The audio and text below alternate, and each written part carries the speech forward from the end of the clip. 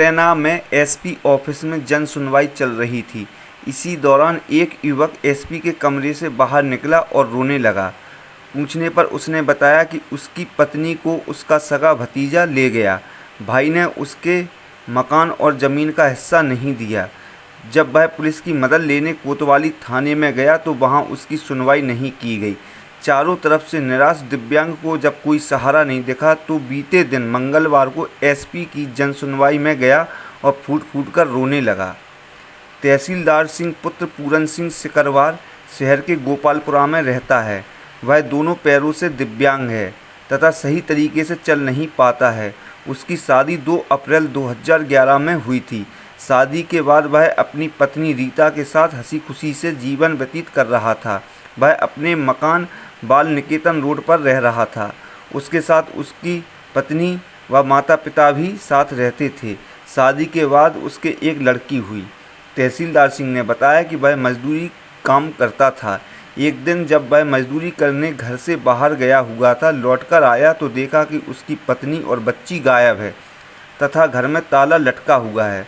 ताला तोड़कर उसने देखा तो घर में रखे जेवर लेकर उसकी पत्नी भाग गई थी। उसने अपने भाई खिल्लो सिकरवार से पूछा तो उसने बताया कि उसकी पत्नी मायके की कहकर गई है। जब उसने अपनी पत्नी के मायके में फ़ोन लगाकर पूछा तो सास ससुर ने बताया कि उनकी बेटी यहाँ तो नहीं आई है। इसके बाद वह कुछ दिनों तक यहाँ वहाँ रिश्तेदारी में आकर उसका पता लगाता रहा, लेकिन वह कहीं नहीं मिली। उसने देखा कि उसके बड़े भाई खिल्लो का बेटा शिवम घर से गायब है, तो उसने अपने बड़े भाई से कहा कि शिवम कहाँ है। इस पर उसके बड़े भाई बोला वह तो नौकरी करने गया है। एक दिन तहसीलदार सिंह अपने मोबाइल पर फेसबुक देख रहा था। उसी दौरान उसे अपनी पत्नी को अपने सगे भतीजे शिवम के साथ अशोभनीय स्थिति में देखा।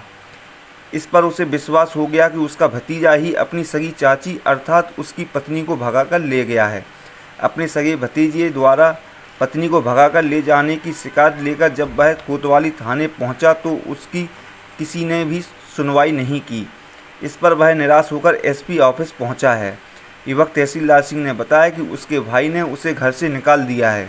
भतीजा उसकी पत्नी व बेटी को ले गया है। वह बीमार रहने लगा तथा अस्पताल में सप्ताह भर तक रहा, लेकिन कोई उसे देखने तक नहीं आया। भतीजा दीदी को ले गया भाई ने मेरा। अच्छा। मकान मतलब हिस्सा ही नहीं दिया मेरा। घर में बहुत परेशान हूँ जिंदगी से।